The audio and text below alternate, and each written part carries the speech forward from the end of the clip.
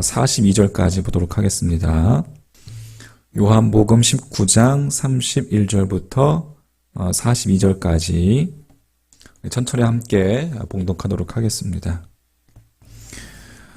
이날은 준비일이라 유대인들은 그 안식일이 큰 날이므로 그 안식일에 시체들을 십자가에 두지 아니하려 하여 빌라도에게 그들의 다리를 꺾어 시체를 치워달라 하니 군인들이 가서 예수와 함께 목 박힌 첫째 사람과 또 그 다른 사람의 다리를 꺾고 예수께 이르러서는 이미 죽으신 것을 보고 다리를 꺾지 아니하고 그 중 한 군인이 창으로 옆구리를 찌르니 곧 피와 물이 나오더라.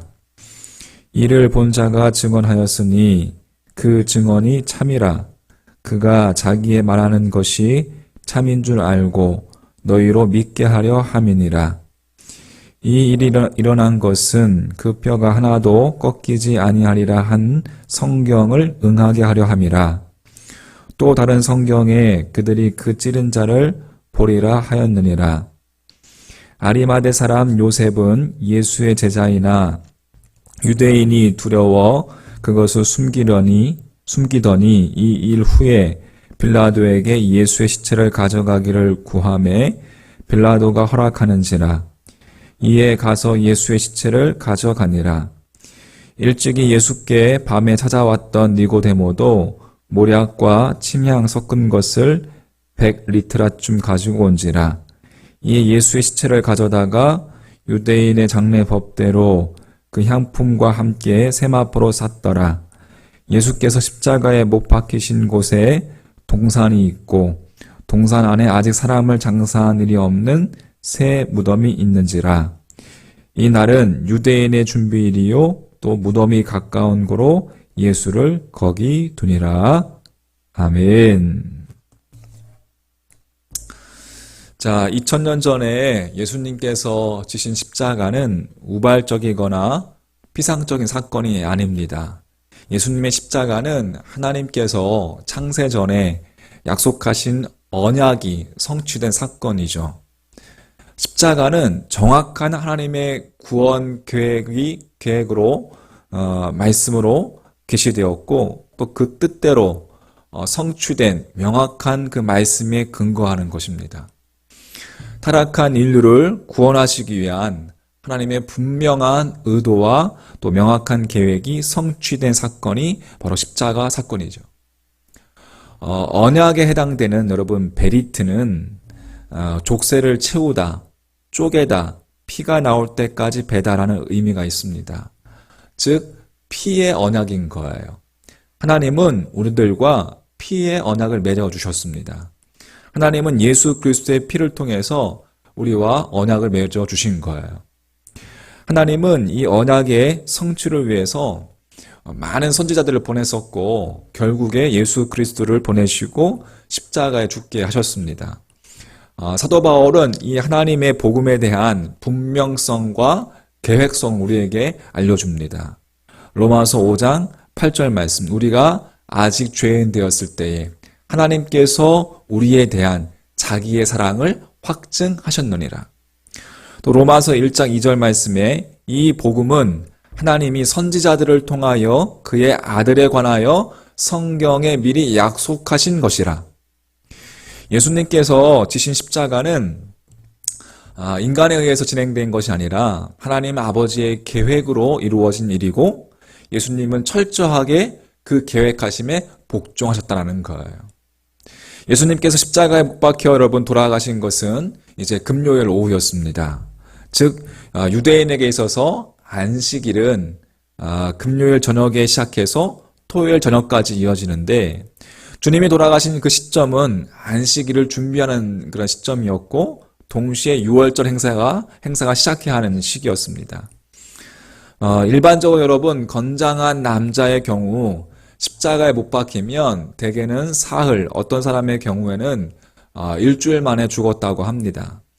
로마인들의 관습은 이 십자가 사형에 처해진 그 죄수는 숨이 넘어간 뒤에도 시체를 그대로 십자가에 매달아서 이 날짐승들의 밥이 되게 했는데 그 모습을 사람들이 보고서 감히 죄를 저지를 엄두를 내지 못하도록 경고하는 것이었다고 합니다. 하지만 여러분 신명기의 그 모세의 율법은 나무 위에 달린 시체를 당일로 끌어내려서 장사 지내지 않고 그대로 두는 것은 하나님의 땅을 더럽히는 일이었습니다. 게다가 유대인들에게 있어서 하루의 시작은 일출부터가 아니라 일몰부터 계산하기 때문에 시체를 십자가 위에 방치한 채 거룩한 안식일과 또 유월절을 맞이할 수는 없었던 것입니다. 만약에 시간이 조금이라도 지체된다면 안식일을 어기는 것이 되고 또 시체를 접촉한 자는 유월절 만찬에 참여할 수 없게 되는 것이죠. 그래서 유대 종교 지도자들은 이 총독 빌라도에게 유대인의 정결법으로 볼 때에 부정한 것으로 간주되던 이 시체를 서둘러 치워주도록 요구했던 것입니다. 요한복음 19장 오늘 31절 말씀에 이날은 준비일이라 유대인들은 그 안식일이 큰 날이므로 그 안식일 시체들을 십자가에 두지 아니하려 하여 빌라도에게 그들의 다리를 꺾어 시체를 치워달라 하니. 여러분 당시 십자가 형틀에는 이 조그만한 아래쪽에 디딤대가 붙어 있었습니다. 그래서 이 못 박힌 죄수들이 그 디딤대를 딛고 서서 고통을 조금이나마 덜 수 있었고, 그래서 사형수의 그 목숨이 생각보다 오래 갈 수 있었습니다. 하지만 이 다리를 꺾어버리면 더 이상 이 몸을 지탱할 수 없었기 때문에 아래쪽으로 몸이 처져서 가슴에 압박이 가중되어서 순식간에 질식을 하게 된다는 것이죠. 표현을 부드럽게 해서 여러분 다리를 꺾은 것이지 실제로 이 로마 군인들이 쇠망치나 몽둥이를 휘둘려서 다리뼈를 으스러뜨렸다고 합니다. 이 십자가 옆에 예수님 옆에 두 강도는 그렇게 해서 이내 죽고 말았고, 이제 예수님 차례가 되었을 때에 예수님이 이미 죽으신 것을 보고서 본문은 다리를 꺾지 아니하였다라고 그렇게 기록하고 있습니다.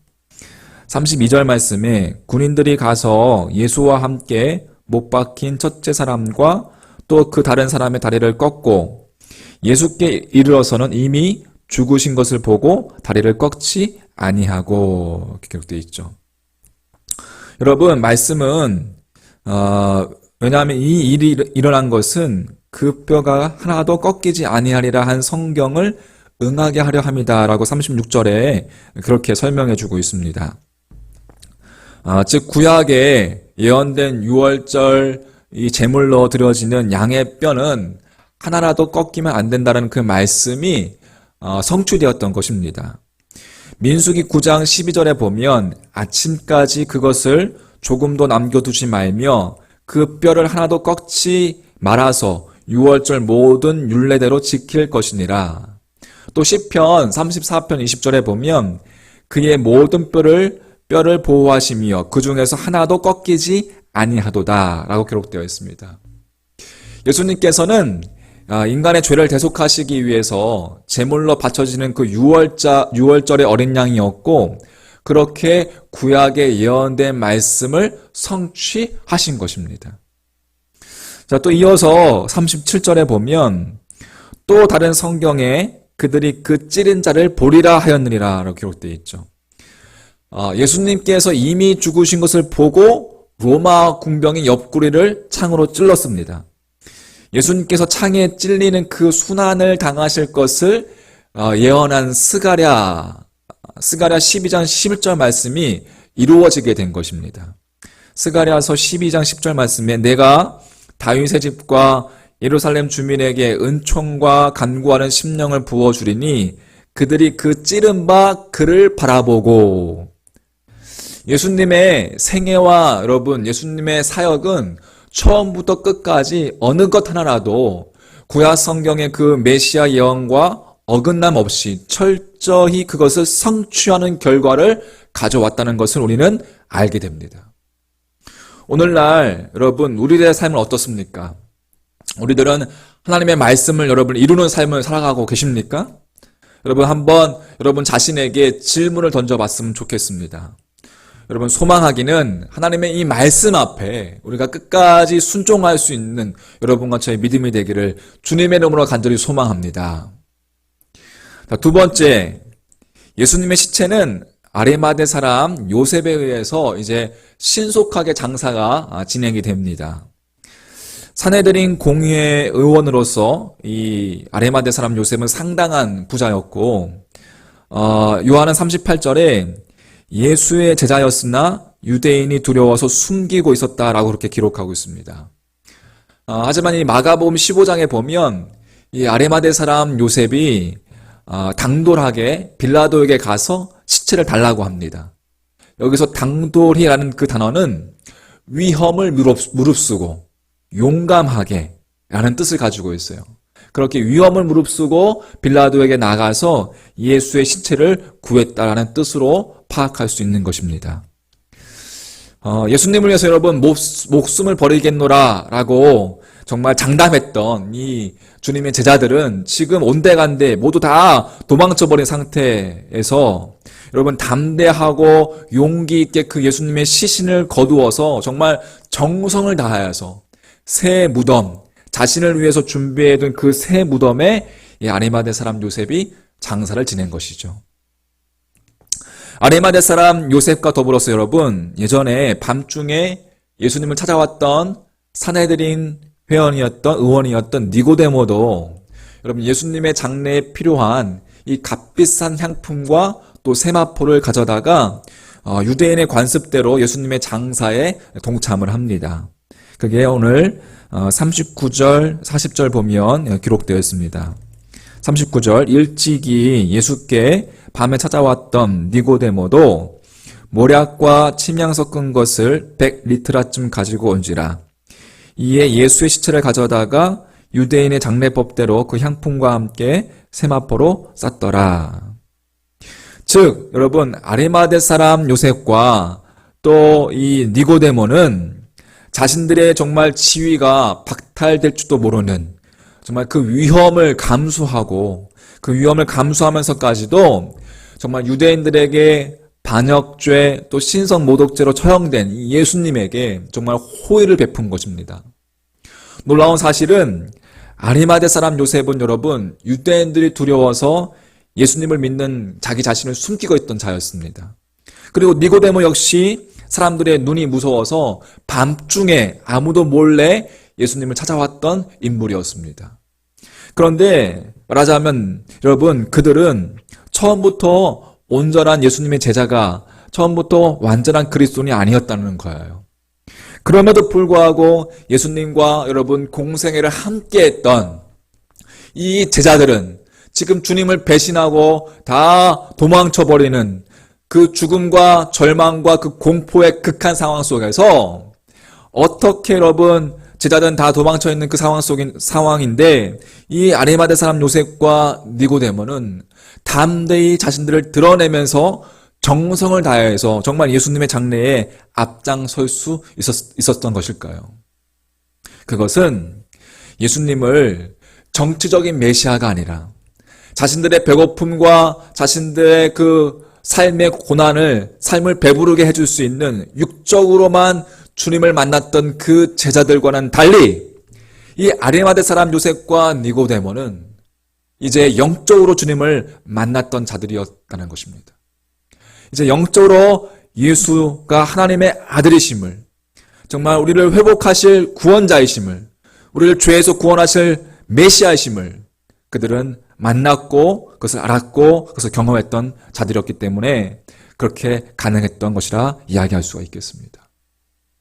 그들의 심령 속에 다시 말해서 하나님의 나라가 회복된 자들이 되었던 것입니다.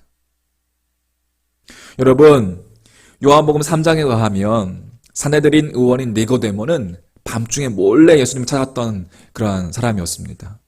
어떻게 사람이 거듭나서 하나님 나라에 들어갈 수 있습니까? 여러분, 그것을 배웠습니다. 거룩한 상상을 하건대 아마 그날 밤에 이 니고데모는 그날 밤에 진정으로 주님을 만났을 거예요. 그 하나님의 나라가 그 니고데모에게 임하게 된 것이죠. 그래서 산헤드린 의회가 정말 예수님을 체포하는 그 결의를 할 때에도 그 부당성에 대해서 반박하기도 했던 것이 바로 이 니고데모였습니다. 마찬가지로 누가복음 23장에 보면 이 아리마대 사람 요셉도 선하고 의로운 사람이라 그들의 결의와 행사에 창성하지 아니한 자라고 그렇게 기록하고 있습니다. 누가복음 23장 50절, 51절 말씀에 보면 공회의원으로 선하고 의로운 요셉이라 하는 사람이 있으니 그들의 결의와 행사에 창성하지 아니한지라.